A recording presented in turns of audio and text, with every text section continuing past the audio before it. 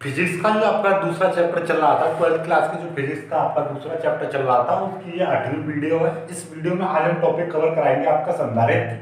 संधारित्र होता क्या है इसको समझेंगे, फिर इसका संधारित्र का सिद्धांत ये कैसे वर्क करता है, क्या इसका कार्य है, किस सिद्धांत पर ये कार्य करता है, इस तरीके से हम समझेंगे। इसकी धारिता क्या होती है, धारिता का निर्भरता क्या होती है, ये सब कुछ जानने वाले हैं इस वीडियो में। बहुत ही ज़्यादा इंपॉर्टेंट है क्योंकि आने वाले 2-3 डेरिवेशन इसी संधारित्र पर बेस्ड है और इस पर न्यूमेरिकल्स आते हैं संधारित्र की धारिता निकालने के लिए। तो बहुत प्यार से हम इसको समझेंगे, ठीक है। तो देखिएगा, सबसे पहले हम देखिएगा, जो इस वीडियो को पहली बार देख रहे हैं उनको मैं बता दूं कि संधारित्र से पहले हमने एक धारिता बताई थी, चालक की धारिता। तो उसका एक फॉर्मूला था, यानी कि धारिता का आपका फॉर्मूला था और धारिता C बराबर था यानी कि आपका Q/V, ये फॉर्मूला था। या यूं कहिएगा Q बराबर CV, यहीं से आपका C निकाला था हमने, तो C बराबर Q/V आ जाएगा। समझ में आ गई बात, C बराबर Q/V एक फॉर्मूला होता है, ठीक है। अब हम एक बता दे रहे हैं, ये कोई चालक है, आप ऐसे समझिएगा। अब मैं संधारित्र बताने जा रहा हूं आपको, ठीक है। संधारित्र इंग्लिश में बोले तो कैपेसिटर, ठीक है। आपका देखिएगा, ये कोई चालक है। ये संधारित्र होता क्या है, संधारित्र एक समायोजन होता है, एक प्रकार का यूं कहिएगा एक ऐसा साधन होता है या एक ऐसी युक्ति होती है जिसके द्वारा हम इस चालक के आकार को तो बदले नहीं, ठीक है। इस चालक के आकार को ना बदलें बल्कि इसकी धारिता को हम बढ़ा दें, ठीक है। चालक की आकार को बिना बदले इसकी धारिता को हम बढ़ा दें, तो उसी साधन को जिसके द्वारा ये चालक की धारिता बढ़ जाए उसी को हम संधारित्र कहते हैं। अब आपसे कोई चलते फिरते पूछ लेगा भाई संधारित्र क्या है, संधारित्र बता, तो आप कहोगे कि सर संधारित्र एक ऐसी युक्ति होती है जिसके द्वारा किसी चालक के आकार को बिना बदले या किसी चालक के आकार में बिना परिवर्तन किए उसकी धारिता को बदला जा सकता है, अर्थात उसकी धारिता को बढ़ाया जा सकता है, अर्थात उसकी धारिता को इंक्रीज किया जा सकता है। किसके द्वारा, इस संधारित्र के द्वारा। समझ में आ गई। नॉर्मली मैं आपसे कहूँ भाई इसकी धारिता आपकी मान लीजिए 10 है, समझ में आ गई। आप नॉर्मली समझो, और मैं कहूंगा कि भाई इसकी धारिता ज्यादा होनी चाहिए, तो आप कहोगे कि ये छोटा चालक है, इसका बड़ा ले लो तो उसकी चालक धारिता बढ़ जाएगी। तो ऐसा नहीं, यानी कि इसके आकार में जैसा आकार है वैसा का वैसा ही रहने दें, लेकिन इसकी धारिता को बढ़ जाए, इसकी धारिता बढ़ जाए, 10 से 20 हो जाए, 15 हो जाए। तो वो किसके द्वारा होगी, ऐसा कौन सा साधन है, ऐसी कौन सी युक्ति लगाएं या ऐसा क्या समायोजन करें, इसमें ऐसा क्या बदलाव करें इस चालक में जिसके द्वारा ये बढ़ जाए।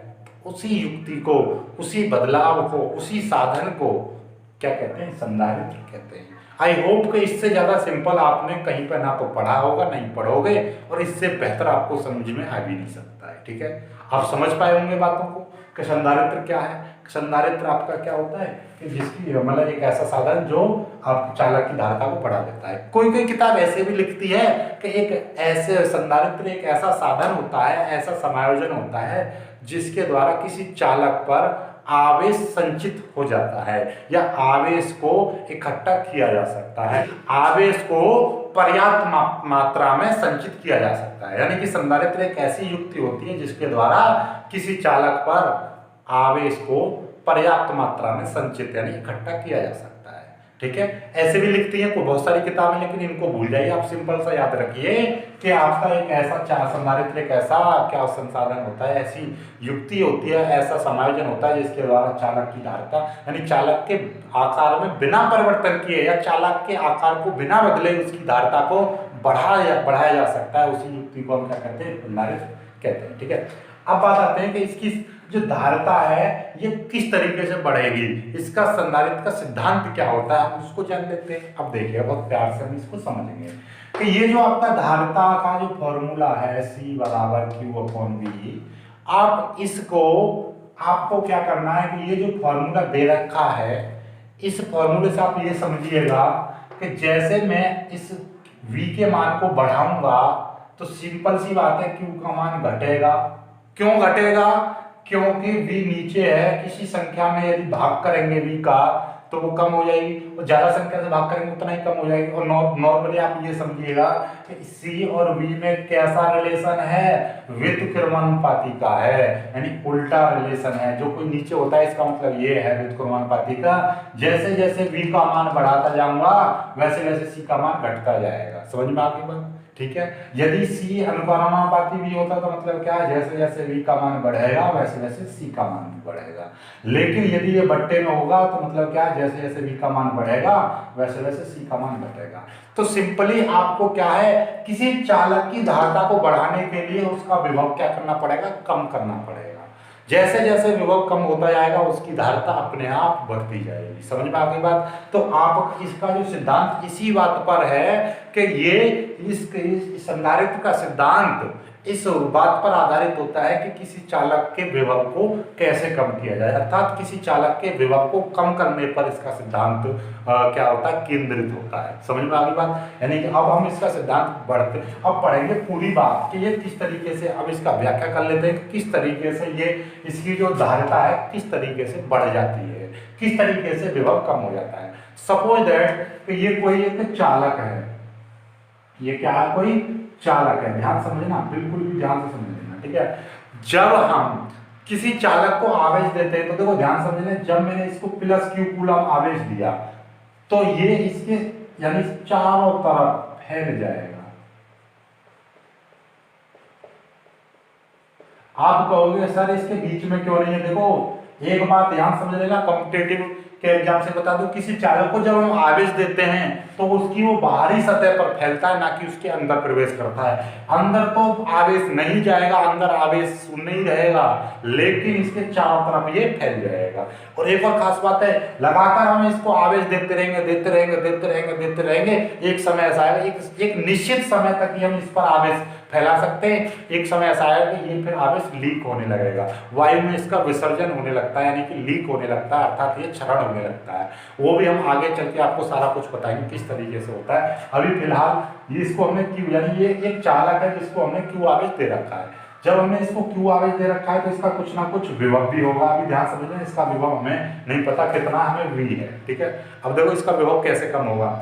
जब किसी आवेशित चालक के बारे में, ये कैसा है, आवेशित चालक है, बहुत ही प्यार से समझ लेना, आवेशित चालक, बस हो गया काम खत्म मेरा, ठीक है। आवेशित चालक है, इसके पास में मैंने क्या रख दिया, एक आपका अनावेशित चालक रख दिया। क्या रख दिया, अनावेशित चालक मैंने रख दिया।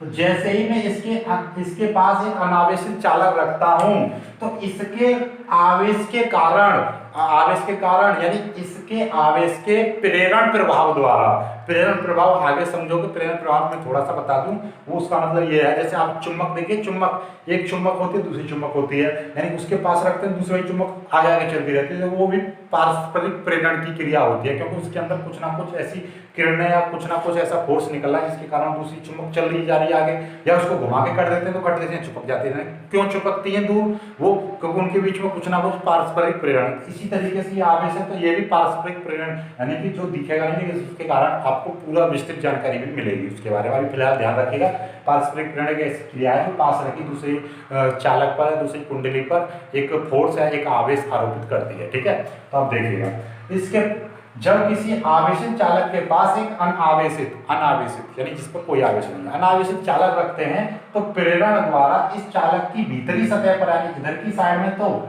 माइनस उत्पन्न हो जाएगा। क्या हो जाएगा, ऋण आवेश उत्पन्न हो जाता है, तथा इसकी बाहरी सतह पर उतना ही धन आवेश उत्पन्न हो जाता है।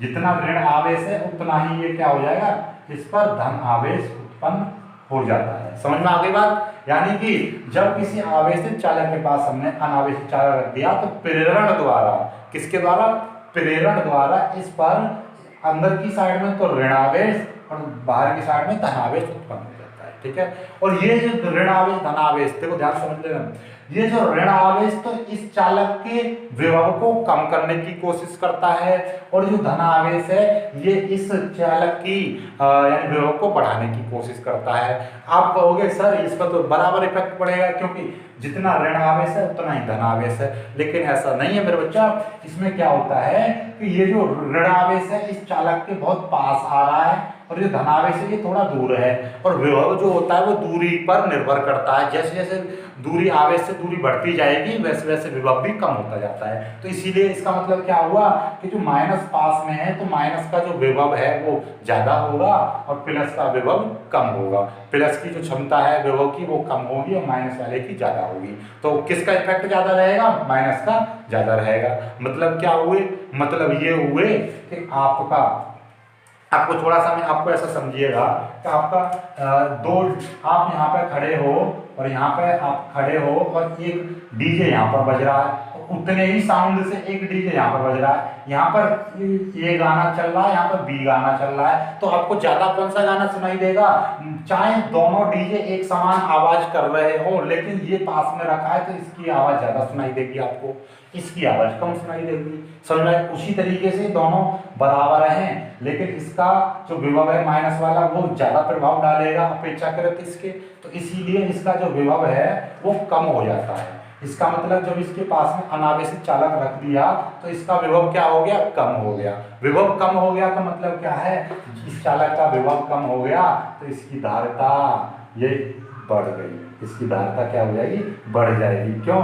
क्योंकि इसका विभव जो है कम हो गया, विभव कम हो गया, चालक धारिता बढ़ गई, तो हो गया ना, हो गया संधारित्र सिद्धांत। लेकिन अभी इसमें एक और ट्विस्ट देने वाला हूं कि जब हम इसकी सतह को यानी इसकी बाहरी सतह को हमने पृथ्वी से जोड़ दिया, क्या कर दिया?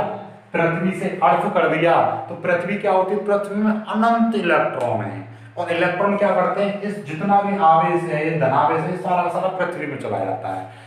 नॉर्मल भाषा में बोलते हैं कि पृथ्वी में चला जाता है, लेकिन वास्तविकता ये होती है कि पृथ्वी में बहुत सारे इलेक्ट्रॉन है, अनंत इलेक्ट्रॉन है। तो जितने भी इसमें आते हैं इलेक्ट्रॉन यानी जितना भी धनावेश है इतने इलेक्ट्रॉन आएंगे और इस धनावेश को क्या कर देंगे? शून्य कर देते हैं। तो यानी कि ये सारा का सारा धनावेश कहाँ पे चला जाएगा? यानी पृथ्वी में चला जाता है ये धनावेश। तो यानी कि इस पर धनावेश खत्म, लेकिन इसकी भीतरी सतह का ऋणावेश ज्यों करते हो बना रहता है। जब इसका आवेश यानी ऋणावेश ज्यों करते हो बना रहेगा, अब तो धनावेश खत्म, तो अब तो ये और ज्यादा प्रभाव डालेगा। तो मतलब क्या कि ये बहुत ज्यादा यानी इस प्लेट का विभव है तो बहुत ज्यादा कम हो जाता है। जब इसका विभव बहुत ज्यादा कम हो जाएगा तो इसकी जो धारिता है वो आपकी बहुत ही ज्यादा बढ़ जाती है। समझ में आ गई बात? इसकी धारिता बढ़ गई, तो यही चीज है इसकी धारिता की। ठीक है, अब हम बात करें ये जो और अब इसकी निर्भरता की बात करें, इसकी संधारित्र की धारिता की जो निर्भरता है ये प्लेटों के क्षेत्रफल पर निर्भर करती है। प्लेटों के क्षेत्रफल पर निर्भर करती है। धारिता की निर्भरता हम बात करेंगे,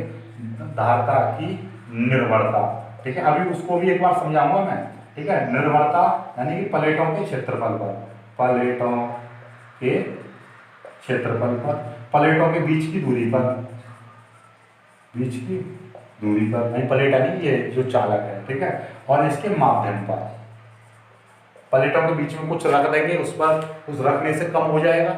ठीक है, और आपका बीच की दूरी पर निर्भर करेगा और ये क्षेत्रफल पर निर्भर करती है इसकी धारिता। ठीक है, अब देखिएगा, अब आपका ये पूरा लिखना कैसे है वो जैसे चैप्टर खत्म हो जाएगा उसके बाद मैं नोट्स भी अपलोड कर दूंगा। पहले चैप्टर के मैंने नोट्स अपलोड कर दिए हैं, उस पर जल्दी से आप 500 लाइक कर दोगे, बहुत ही जल्दी मैं आपका दूसरे चैप्टर का अपलोड कर दूंगा, चाहे ये कंप्लीट हो या ना हो। जब तक 500 लाइक नहीं होंगे पहले वाले नोट्सों पर, उनकी लिंक मैंने नीचे भी दे रखी है नोट्सों की, उस नोट्सों को यानी ऐसे A1 क्वालिटी के नोट्स जो पूरे यूट्यूब पर कहीं पर भी नहीं मिलेंगे, तो उन वाले नोट्सों को डाउनलोड कर लेना और उन पर जल्दी से अपने दोस्तों तक शेयर करो और बहुत ही जल्दी उन पर 500 लाइक करवाओ, तो फिर मैं दूसरे चैप्टर के भी अपलोड कर दूंगा। ठीक है, इसको समझो और जो लिखना चाहे वो लिख सकते हो, मैं बोलूंगा थ्योरी। अब एक बार और मैं आपको समझा देता हूँ। देखिएगा क्या है कि जब हमारे पास में एक आवेशित चालक है, इसको यानी कि Q आवेश दे रखा है, इस पर आवेश चारों तरफ से फैला हुआ है। जब इस आवेशित चालक के पास अनावेशित चालक रख देते हैं तो इसके यानी इसके भीतरी सतह पर यानी कि मतलब कुल मिला के बात ये है कि इस पर धनावेश और ऋणावेश उत्पन्न होता है।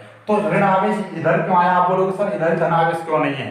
तो इस इधर धनावेश इसलिए नहीं है क्योंकि धन आवेश की प्रकृति क्या होती है? ऋण आवेश को अपनी तरफ खींचने की होती है। ठीक है, ऋण आवेश और धन आवेश के बीच में कैसा होता है? आकर्षण बल होता है। यानी कि जब भी कभी भी ऋण और धन होते हैं तो ये आपस में अट्रैक्ट होते हैं, पास में आ जाते हैं। यानी इस पर धन आवेश और ऋण आवेश उत्पन्न होता है, तो ऋण आवेश ये पॉजिटिव है तो ऋण आवेश इधर की साइड में आ जाता है, जबकि धनावेश क्या होता है? दूर जाने की प्रवृत्ति रखता है। तो धनावेश जो होगा वो दूर जाएगा, तो मतलब धनावेश पीछे वाली प्लेट पर पहुंच जाता है, ऋणावेश आगे आ जाता है। और ये ध्यान समझ लेना, जितना ही ऋणावेश उत्पन्न होता है उतना ही धनावेश उत्पन्न होता है।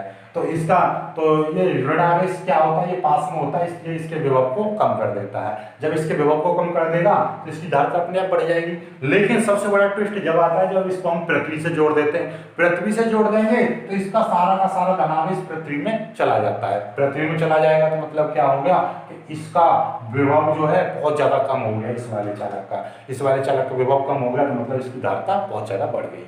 और यही तो सिद्धांत है संधारित्र का, इसी को संधारित्र कहते हैं, पूरी युक्ति को। ठीक है, क्लियर। अब लिखना कैसे है कि मान हमारे पास एक आवेश, माना किसी आवेशित चालक यानी किसी चालक को Q आवेश देने पर वह समान रूप से फैल जाता है। इस आवेशित चालक के पास कोई अनावेशित चालक रख देते हैं तो प्रेरण प्रभाव द्वारा इस चालक के यानी चालक, ये चालक ए मानो, ऐसा लिखिएगा, बिल्कुल ए कह दीजिए, चालक बी, यानी एक आवेशित चालक ए के पास एक अनावेशित चालक बी रख देते हैं तो प्रेरण प्रभाव द्वारा चालक बी की भीतरी सतह पर ऋणावेश तथा बाहरी सतह पर उतना ही धनावेश उत्पन्न हो जाता है। ऋण आवेश चालक ए के विभव को कम करने का प्रयास करता है, जबकि चालक बी का धनावेश चालक ए के विभव को बढ़ाने की कोशिश करता है। क्योंकि ऋण आवेश चालक ए के बहुत नजदीक होने के कारण वो उसके विभव को कम कर देता है, अर्थात चालक ए की धारिता बढ़ जाती है।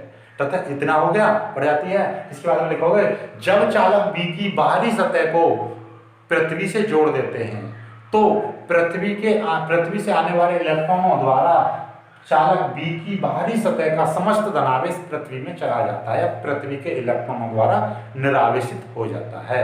अतः चालक बी पर केवल ऋणावेश बचता है जो कि चालक ए के विभव को बहुत कम कर देता है, अर्थात इसकी जो धारिता है इसका विभव बहुत कम हो जाता है, जिससे इसकी धारिता, चालक ए की धारिता बढ़ जाती है। इसी समायोजन को संधारित्र कहते हैं और इसी को संधारित्र का सिद्धांत कहते हैं। राइट, इससे ज्यादा सिंपल ऐसी जो लैंग्वेज है कहीं पर भी नहीं मिल सकती। आपको हजारों चैनल होंगे, हजारों वीडियो पर रहेंगे यूट्यूब पर, वहां पर देख लेना, ऐसी वीडियो मिल जाए तो गारंटी है। ठीक है, बस वीडियो को लाइक करना, अपने दोस्तों तक शेयर करना, चैनल को सब्सक्राइब जरूर कर लेना। और हमारे चैनल जुड़ने के लिए बिल्कुल भी सब कुछ फ्री है, notes, model paper, short paper, unshort paper सब कुछ फ्री मिलेगा इस चैनल के माध्यम से। आपको बिल्कुल भी टेंशन लेने की कोई जरूरत नहीं है। आपका इंटर से लेकर आपकी BSc MSc तक की कोचिंग यहाँ पर कराई जाती है, बिल्कुल भी फ्री। ठीक है, जय